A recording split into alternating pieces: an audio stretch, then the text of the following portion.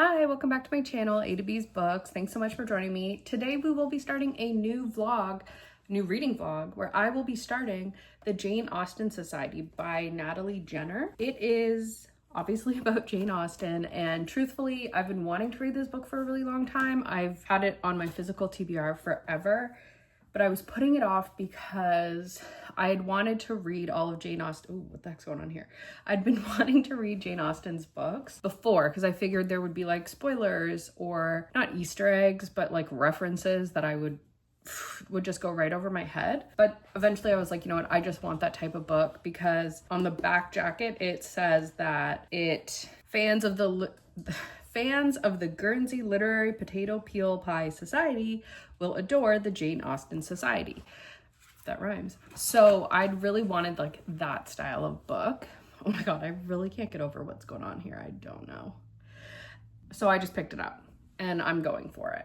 So what this book is about, shortly after the Second World War, people in Chawton, I am reading like the synopsis, which is the final home of Jane Austen. And so, you know, like kind of like a band of randoms, kind of like from all different walks of life, come together to create the Jane Austen Society in a bid to preserve what little is left of her in this town. So they find that like people come here and there's nothing for them to see. They want to have a place for these people to go, but also there are little things in the town that like probably belong to her, or like she interacted with them, or maybe her family did. It's all in a way to preserve her story and her legacy. So the main characters will be a farmer, a young war widow, the village doctor, an employee of Sotheby's, this is like the third book this year where there's been an employee of Sotheby's involved, a Hollywood star, a local solicitor, the anticipated heiress to the estate, and a precocious house girl. So I assume it will be like a multi-POV situation, and I'm very much looking forward to starting this book. I am also going out today for some adventures, so I need to dress my Labubu, but first I know which Labubu I'm not taking. So this one here is a Lafufu, by the way. She's a home Labubu, and this one, my niece, I might trade with her. I don't know if she's into them or not, but she had mentioned liking that one, so I'm gonna leave it aside.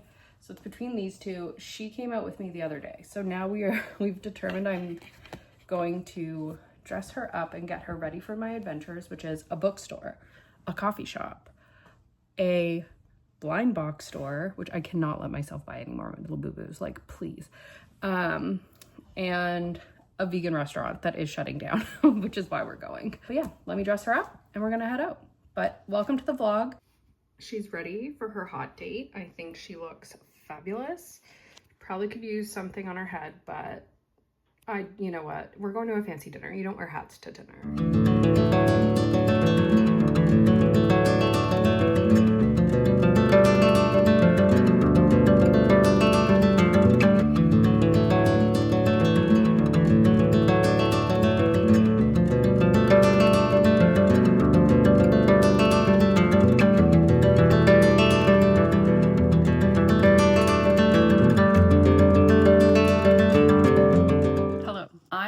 Officially on page about 75. I just kind of got into the first pages or so of chapter 7, and I'm very much enjoying this book so far. I was worried that because I haven't finished all of Jane Austen's works, which is like a goal I do have, that I would be missing out by reading this book. So far, I haven't had any spoilers or anything, and maybe I am missing out a little bit just with some of the reference they make. They quote her, and so obviously the quotes from the books that I have read, which are only Pride and Prejudice and Persuasion, those resonate with me a bit more, but I don't think I'm like missing out tremendously by not having read all of her work. For the characters, I'm very much enjoying all of them. They're cute. It's giving like a bit of a Stardew Valley vibe where like everyone is in the village. There's lots of fun little village characters. You walk around. Maybe I just play too many video games, but I really like that the town itself is also a character. This is a multi-POV book, so you're in, you know, everyone's heads. So far, I really like Mimi, and I've written down the names of the people I've met. So Adam, who's kind of the first character that we're introduced to, he is a farmer who experienced a lot of loss due to the Second World War and had kind of his goals and aspirations changed because both his brothers passed away. So he's having to take on a role of like kind of the farmer, which is like what his older brothers should have been doing. And so he was more studious and interested in academics and reading. So he would have taken that path if his brothers had not both passed away in the war. So that's an interesting character. And he's kind of like one of those gentle, or maybe I'm just like, what's the word? I'm like pushing that narrative onto him. I just think he seems like, because he's like a gentle guy who would prefer to stay indoors and read, but he's forced out to be a farmer, that I just perceive him as this gentle giant. Right now, none of them have like, a couple of them are like interacting with one another, but I don't know how they will come together to form the society. So I'm very interested to see how all of that plays out. And what I'm really liking is, sorry, I'm playing with the book. Just doing this. One of the fun things you're finding out about each character is how and why they got into reading Jane Austen. And I think it's cute, the reasons that bring you to the Jane Austen world. And like, it's also interesting. Obviously, this book was written in modern times, but it's about the 1940s and how like her work still resonates with people to this day. And I think that's really neat. So you're finding why it resonates with different people for their different reasons. So I'm really enjoying that as well. So I am planning on reading more today, but I'm also doing something kind of different. So I'm annotating this book because I felt like it. But also I had watched, I think I was trying to figure out how to like become a more active reader. So about 60, like, so I only just started. About 60 pages in, I was watching YouTube videos and I saw this guy's video, so I will link it down below, about how he annotates his books. And I thought it was a really interesting way because he doesn't put in the little tabs. Like, I don't have tabs or anything. He doesn't put the tabs in until after he's finished the book so that he can actually tab things that genuinely were important to the book. And that was one of my hang-ups, is that I would almost like not tab things because I'd be like, well, I don't know if that's relevant. It's just like, I think it could be relevant. So, you know, these two characters kissing or somebody dying or whatever, that might not necessarily like have a true impact on the entire story. So it might not be worthy of a tab. So I always just like don't tab as much. So this lets me tab to my heart's content, or I guess annotate to my heart's content, but then I can go and tab what's actually valuable to the story. So I've started doing that, very much enjoy it. So that's kind of the game plan. I'm working today, so at the end of the day, I'll sit down to read a bit and keep you posted.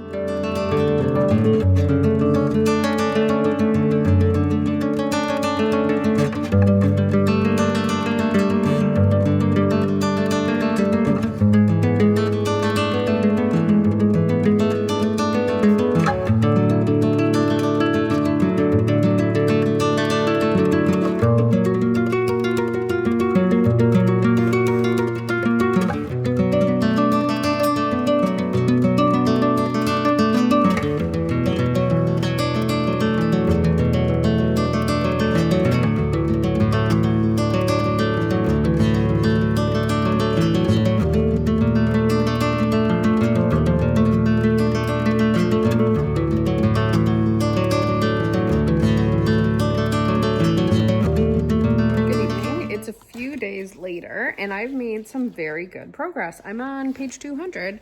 I think there's basically 300 pages, so I'm 100 pages away. I'm very much enjoying this book, and I'm very much enjoying active reading, or just like the annotation style that I've chosen to steal from this gentleman that I have linked the video down below, so that I can like properly explain what I like and why I like this style of annotating. I'm gonna show you kind of what it's like. Also, my hair's like so frizzy. Deal with it. For example, in chapter 11, there was a quote that I liked, and just about like being invited to the Great House for mulled wine on Christmas. That sounds awesome. So I underlined it Marked it as pink, which I think means Writing I Love. Oh shoot, of course I'm gonna have lost it now. And just wrote like I wish, whatever.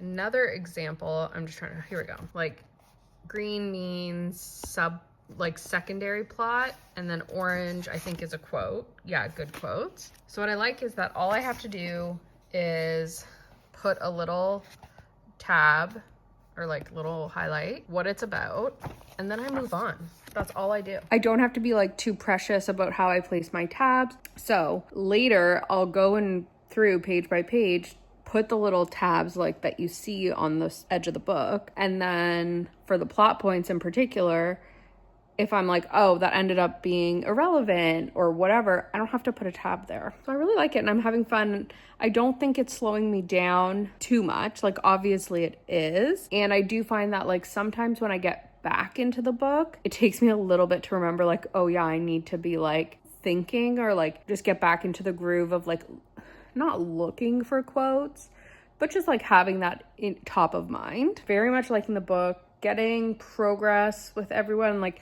I've seen how they come together now. So I've had that kind of, I felt like that took a long time, honestly, like for them to create the society. I thought it would be sooner in the book, but in hindsight, it probably happened in the first third. So not a big deal there. I did think that the doctor was a lot older. So some relationships that he has kind of came out of nowhere for me because I was picturing him as like 60 or 70. And then I was picturing some other characters like mid-20s. So I'm picturing him as 45 now.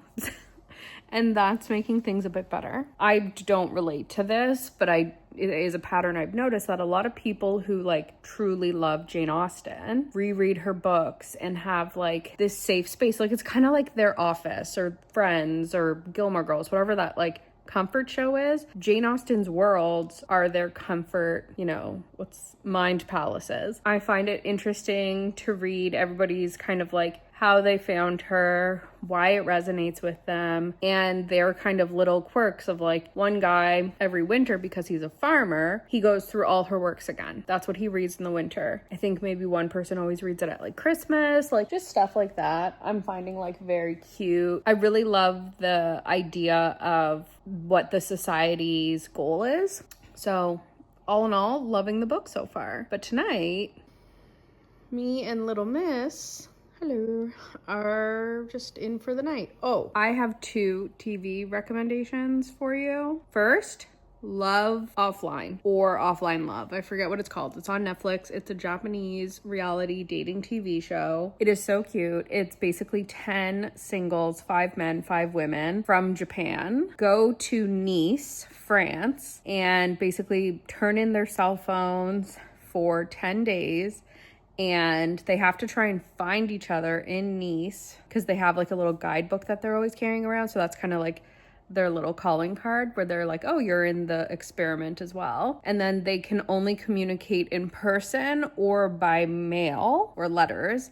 And they have this one little cafe basically where like their mailboxes are. It is so freaking wholesome. Think like Great British Bake Off vibes. That's the wholesome feeling. I just was like smiling the whole time. Loved it. Okay, my second recommendation, I haven't actually finished it, but I am very much enjoying it. It's also a Japanese reality TV show. It's called Final Draft. So if you liked Physical 100, you will like Final Draft, in my opinion. However, some people's comments did say like, Walmart version of Physical 100. But again, it's just like a nice competition show where a bunch of retired athletes compete in very similar style to Physical 100, but there's only like 25 competitors. It's just cute. Would totally recommend.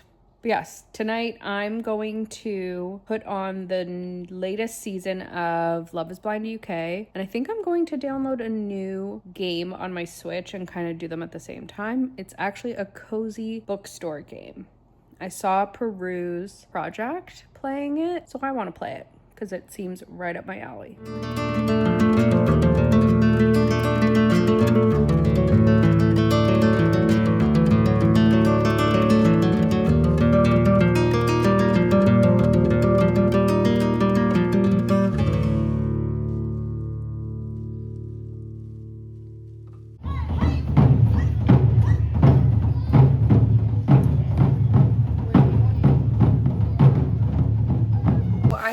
officially finished the Jane Austen Society, and now what I need to do is tab my annotations.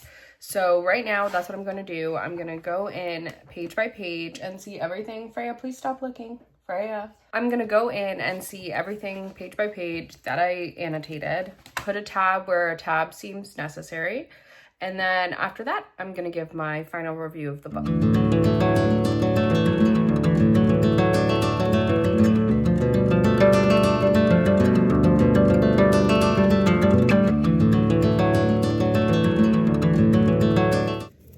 Done annotating, and one sec, I need to put this through Copile to get it a final rating. I find like the tabs so satisfying, and I went through quite a few.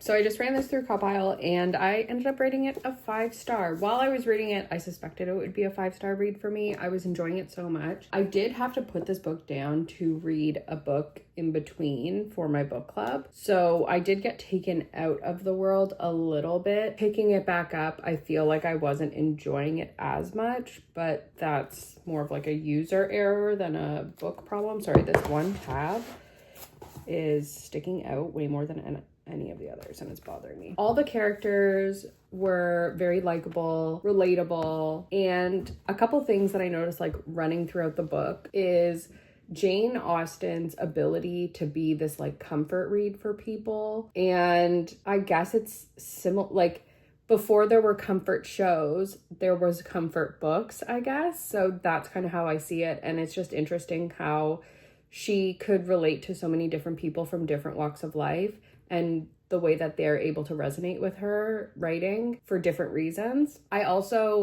noticed this especially going back and doing all the tabs, because this takes place shortly after World War II. Loss and grief is like a big theme throughout this book. It's woven in throughout the book in different ways for different characters. As the book progresses, you can also see the hope that these characters get. So I thought that was really nice, and it was fun to see that kind of like, I could see that better because I went back and with the annotations and the notes that I made, you realize. So I would say 10 out of 10, this is going to be how I annotate. If I'm annotating books, this is how I'm going to do it. I thought it was great. It didn't slow me down. I like the period of reflection with the book after you're done.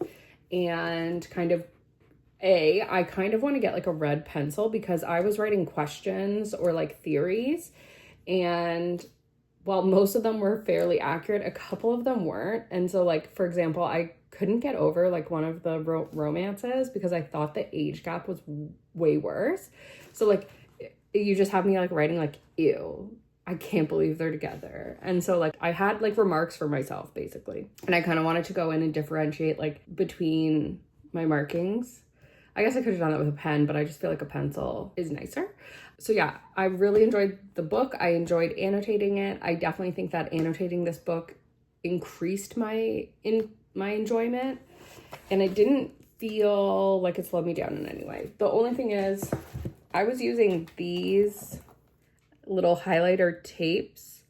I'll continue to use them until they're done, but I don't like them, like will not repurchase. And that's it. But yes, thank you so much for joining me and being along this ride with me. I did just go to the bookstore yesterday and pick up a new book. Thank goodness. Okay, these 2 stickers are not removable. This one is. And it is a nonfiction. So I don't read a ton of nonfiction, but it is about murder. So I don't know if this will be my next book. I do have a book club book, but I kind of want to read something in between before I start that. So I have to figure out my next book read. But yeah, I got this recently. All right. Thanks so much for joining me. I hope you have a great day, night, morning, wherever you are. And I'll see you next time. Goodbye.